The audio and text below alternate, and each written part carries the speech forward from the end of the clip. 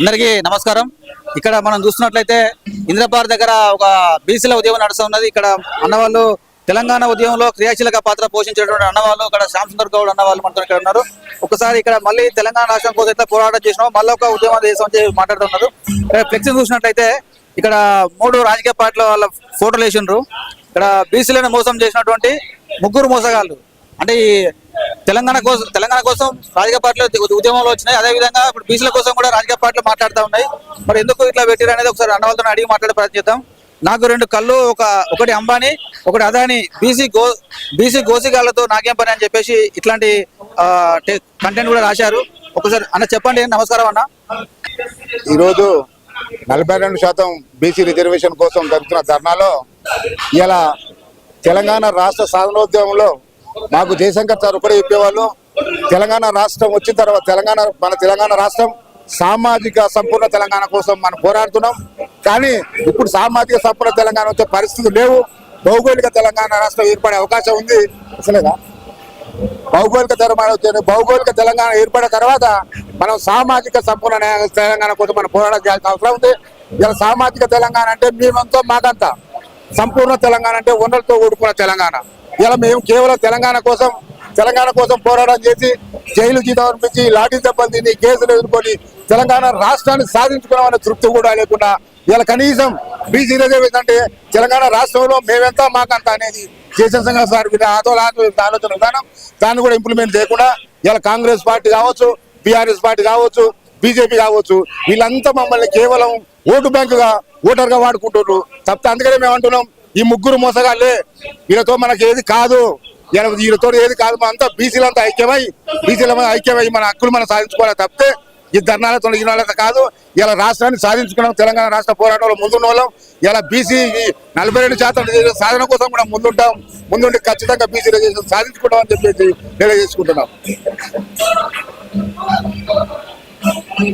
రోజు బీసీ ఉద్యమాల చరిత్రలో గొప్ప సంఘటనగా మనం చెప్పుకోవచ్చు.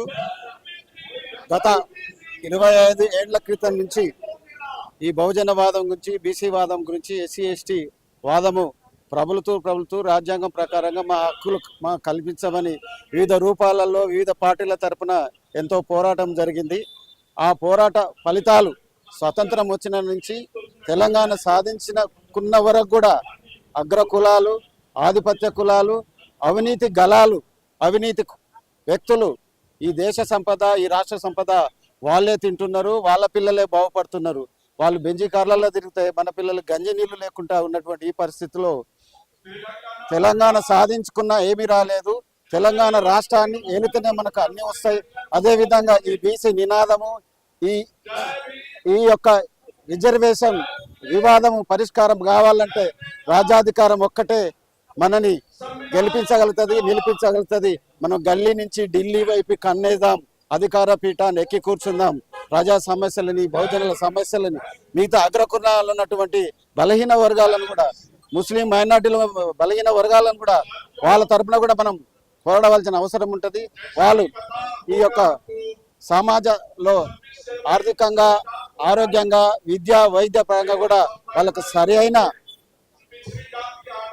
సరైన పర్సంటేజ్ మనం ఇచ్చేటువంటి అవకాశాలు, ఆలోచనలను మానసికంగా మనం అందరికీ సేవ చేసే కులాలు కాబట్టి పైన వాడు కింద పడొద్దు, కింది వాడు చిన్నగా ఉండొద్దు, అందరికీ సమానంగా ఉండాలనే ఆలోచనతోటి ఈ బీసీ ఉద్యమాన్ని రాను రేపు రాష్ట్రం అంతా విస్తరించి ఒక పార్టీలు స్థాపించి జేఏసీగా ఏర్పడి గ్రామాలలో ప్రజలను చైతన్యం చేస్తూ బలహీన వర్గాల నుంచి అగ్రవర్ణాలు ఉన్నట్టు బలహీనలను కూడా, మైనార్టీలో ఉన్నటువంటి బలహీనలను కూడా ఏకం చేసి రాజ్యాధికారం వైపు ముందుగా ప్రణాళిక ఈ రోజు నుంచే ఒక రూపం సంతరించుకుంది. రేపటి నుంచి కార్యాచరణ చేద్దాం. అందులో మా రాచకొండ తరఫున నేను పాల్గొన్నాను. ఈ ఉద్యమంలో నేను ముందుకు పోయడానికి ప్రయత్నం చేస్తున్నాను. Thank you. దొంగలు అని చెప్తా ఉన్నారు. మరి ఇప్పుడు మనకు బీసీలు చేయాలంటే ఏ పార్టీ సాధ్యమవుతుంది? మనకు పార్టీలేగా చేయాల్సింది. పార్టీలే కంటే తెలంగాణ రాష్ట్రం సాధించింది కూడా ఏ పార్టీ ఇచ్చిన పార్టీ ఇవ్వలేదు, ఇచ్చిన పార్టీ ఇవ్వలేదు. కానీ అది ప్రజా ఉద్యమం ద్వారా వచ్చింది. ఈ తెలంగాణ బీసీ ఉద్యమం కూడా ప్రజా ఉద్యమాల ద్వారానే ఏదైనా సాధ్యం. ఇలా ఇచ్చినా అని చెప్పిన పెద్దగా చెప్తున్నావు, ఆ ఇచ్చిన నోడు కూడా ఉత్తగా చేయలే, తెచ్చినట్టు ఉత్తగా చేయలే. అది ప్రజా ఉద్యమం. మిలియన్ మార్చ్ కావచ్చు, సాగర కావచ్చు, రకరకాల ఉద్యమాలు ఒక మిలిటెంట్ పందాల పోరాటం చేస్తే తెలంగాణ రాష్ట్రం వచ్చింది. కానీ ఇలా తెచ్చిన అని చెప్పారు. అదే రూపంగా ఇప్పుడు బీసీ ఉద్యమం కూడా ఒక తెలంగాణ ఉద్యమం రూపంగా మారితే తప్ప బీసీ రిజర్వేషన్ కాదు.